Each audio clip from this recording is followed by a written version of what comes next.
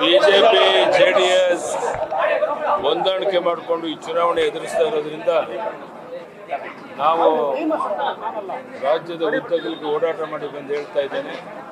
28ಕ್ಕೆ 28 ಲೋಕಸಭಾ ಕ್ಷೇತ್ರ ಗೆಲ್ಲೋದಕ್ಕೆ ನಮ್ಮ ಶಕ್ತಿ ಮೀರಿ ಪ್ರಯತ್ನ ಮಾಡ್ತಾ ಇದ್ದೇವೆ. ರಾಘವೇಂದ್ರ ಅವರು ಸುಮಾರು 2.5 ಲಕ್ಷ ಹೆಚ್ಚಿನ ಅಂತರದಲ್ಲಿ ಶಿವಮೊಗ್ಗದಲ್ಲಿ ಗೆಲ್ಲೋದು ನಿಶ್ಚಿತ. ದೇವದುರ್ಲಭವಾದಂಥ ಒಂದು ವಾತಾವರಣ ಇದೆ. ಎಲ್ಲಿ ನೋಡಿದ್ರು ಪ್ರಧಾನಿ ನರೇಂದ್ರ ಮೋದಿಜಿ ಬಗ್ಗೆ, ದೇವೇಗೌಡರ ಬಗ್ಗೆ ಜನ ಅಭಿಮಾನ ಇಟ್ಕೊಂಡಿದ್ದಾರೆ. ಇದೆಲ್ಲವೂ ಸಹ ಭಾರತೀಯ ಜನತಾ ಪಾರ್ಟಿ ಗೆಲುವಿಗೆ ದೊಡ್ಡ ಅನುಕೂಲ ಆಗುತ್ತೆ ಅಂತ ನಾನು ಭಾವಿಸಿದ್ದೇನೆ. ನಾಳೆಯಿಂದ ಮತ್ತೆ ನನ್ನ ಪ್ರವಾಸ ಪ್ರಾರಂಭ ಆಗ್ತಾ ಇದೆ. ವಾತಾವರಣ ನಮ್ಮ ನಿರೀಕ್ಷೆ ಮೀರಿ ತುಂಬ ಚೆನ್ನಾಗಿದೆ. ಧನ್ಯವಾದಗಳು.